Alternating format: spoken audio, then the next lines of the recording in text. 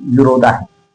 तर भारतावर सुद्धा इंदिरा गांधीजी असताना आणि अटल बिहारीजी असताना अमेरिकेने वारंवार अणुबॉम्ब आपण टेस्ट करू नये, अणुबॉम्ब आपण निर्माण करू नये म्हणून वारंवार निर्बंध घातले होते.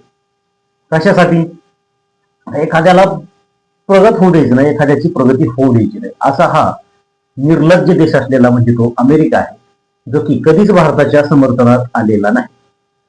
पाकिस्तानचे 2 तुकडे करत असताना आणि बांगलादेशची निर्मिती होत असताना देखील अमेरिकेनेच भारताला भीती घालवली होती आणि अमेरिकेनेच भारताच्या दिशेने समुद्रामध्ये एक युद्धनौका पाठवली होती भारतावर दबाव आणण्यासाठी. त्यावेळेस रशियाने आणि वेळोवेळी इस्रायलने आपल्याला योग्य ती मदत केलेली आहे. त्यामुळे अमेरिका मागे सरकलेला आहे. मी म्हणत नाहीये की आपण इस्रायलशी संबंध तोडावे, आपण अमेरिकेशी संबंध तोडावे, परंतु आपण आपलेही हित लक्षात ठेवले पाहिजे आणि आपण आपलंही वर्चस्व कायम ठेवलं पाहिजे. कारण हा वाद आहे आशिया खंडातला.